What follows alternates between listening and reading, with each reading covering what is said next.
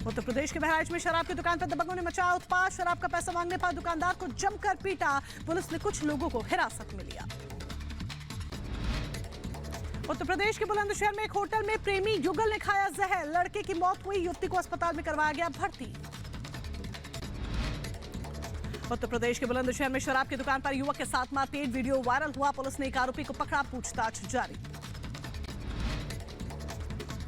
उत्तर प्रदेश के शाहजहांपुर में नौकरी में फर्जीवाड़े का मामला। फर्जी दस्तावेजों के आधार पर लोक निर्माण विभाग में नौकरी कर रहे लोगों के खिलाफ कार्रवाई की मांग की गई। यूपी के संभल में परिवार को बंधक बनाकर बदमाशों ने लूटपाट की। नकदी और जेवरात सहित करीब 8 लाख की चोरी का आरोप। उत्तर प्रदेश के गोंडा में पुलिस और अर्धसैनिक बल ने किया रूट मार्च। लोगों से शांति व्यवस्था बनाए रखने की अपील की गई।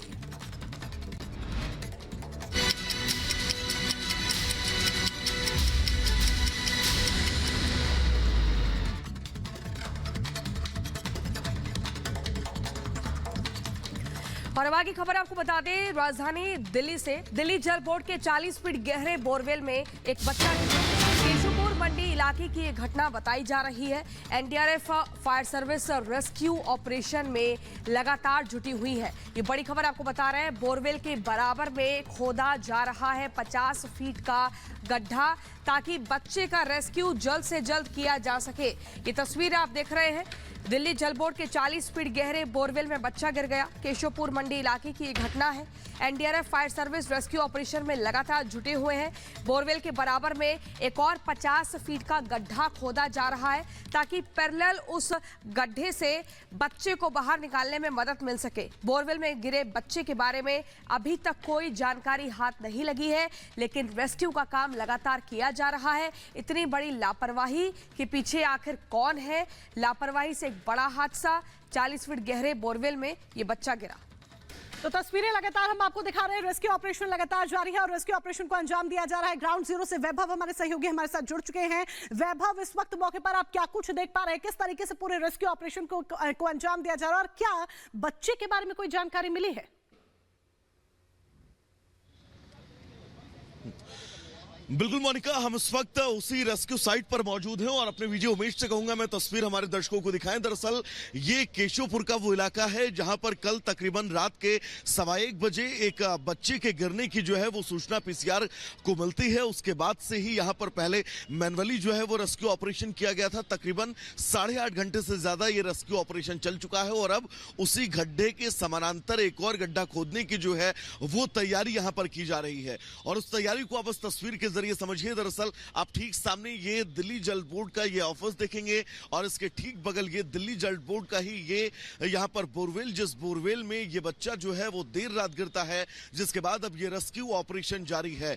अभी तक इस बच्चे को लेकर कोई खास जानकारी जो है वो हाथ नहीं लगी है, लेकिन रेस्क्यू ऑपरेशन को लेकर अपने दर्शकों को ये बड़ा अपडेट जरूर दे दे कि यहां पर आपको एनडीआरएफ की टीम नजर आ रही होगी, दिल्ली पुलिस की यहां पर मुस्तैदी है, साथ ही फाइटर्स जो है वो भी इस वक्त इस स्पॉट पर मौजूद और इस रेस्क्यू ऑपरेशन को और ज्यादा वृहद जो है वो बनाने की हर मुमकिन कोशिश की जा रही है। इसके पहले आपने तमाम सवालों का भी जिक्र किया कि आखिर ये बोरवेल खुला कैसे था।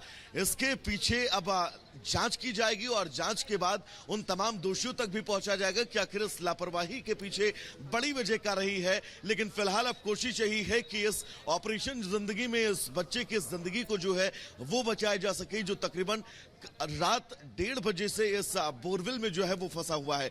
तकरीबन 40 फीट इस बोरवेल की जो है वो गहराई बताई जा रही है और इस गहराई से आप ये अंदाजा लगा सकते हैं कि इस रेस्क्यू ऑपरेशन में मुश्किलें तमाम हैं, लेकिन उन तमाम चुनौतियों से जूझते हुए यहां पर रेस्क्यू की टीम आपको ग्राउंड पर लगातार नजर आ रही होगी, जो हर मुमकिन कोशिश कर रही है कब एक इस गड्ढे के एक समानांतर एक और गड्ढा खोदा जाए और उस गड्ढे के जरिए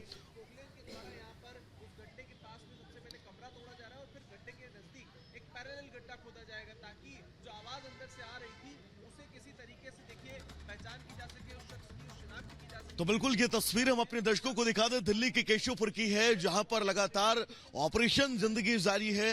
तमाम यहां पर टीमें जो हैं वो इस वक्त आपको नजर आ रही होंगी। एनडीआरएफ की टीम इस वक्त यहां पर मौजूद है, दिल्ली पुलिस की है, फायर फाइटर से और हर मुमकिन कोशिश यही है।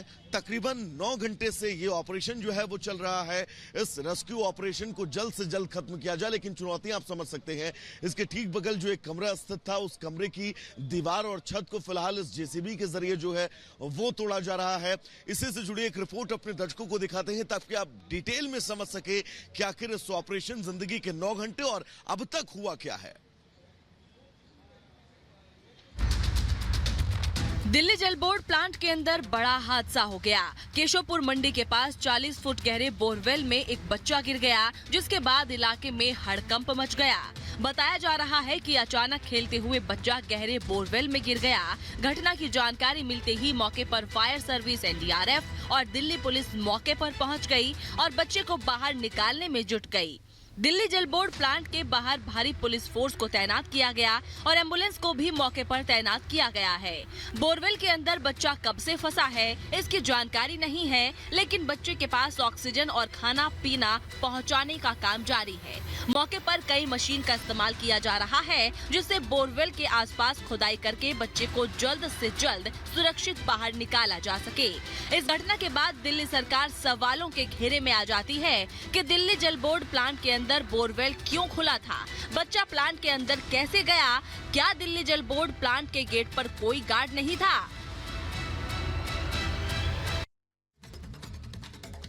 और अब बात करते हैं संदेश खाली कांड से जुड़ी हुई। शाहजहां शेख की आज कोर्ट में पेशी होनी है। बड़ी खबर आपको बता दें, बशीरहाट कोर्ट में पेशी की जा रही है। शाहजहां शेख की सीबीआई कस्टडी लेने की कोशिश करेगी, रिमांड एक बार फिर से मांगेगी, क्योंकि आपको बता दें सीबीआई के पास पहले जो 10 दिन की रिमांड थी वो अब खत्म हो रही है, उसकी मियाद खत्म हो रही है। यही एक बड़ी वजह है 10 दिन की सीबीआई कस्टडी जो आज खत्म हो रही है। ऐसे में सीबीआई की कोशिश एक बार फिर से रिमांड पर लेने की होगी। कोलकाता से बशीरहाट कोर्ट ले जा रही है सीबीआई इस वक्त, और तस्वीरें भी हमने आपको पहले दिखाई थी जब बशीरहाट कोर्ट लेकर जाया जा रहा था शाहजहां शेख को, जो कि संदेश खाली कांड का मुख्य आरोपी है, जिस पर महिलाओं का शोषण करने का आरोप है। इतना ही नहीं, बेगुनाहों गरीबों की जमीन हड़पने का भी आरोप शाहजहां शेख पर है। तो ये बड़ी खबर आपको बता रहे हैं, शाहजहां शेख की आज पेशी होनी है। बशीरहाट कोर्ट में पेश करेगी सीबीआई की टीम।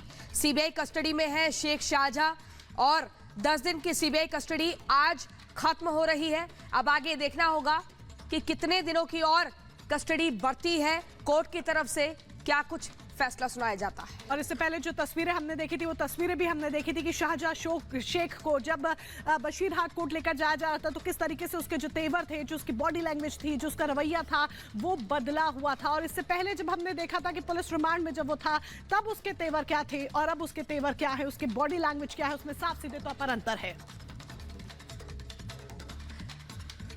और इसी बीच अगली बड़ी खबर आपको बता दें, यूट्यूबर एल्विश यादव की मुश्किलें कम होने का नाम नहीं ले रही है। गुरुग्राम पुलिस ने घर जाकर नोटिस थमा दिया है।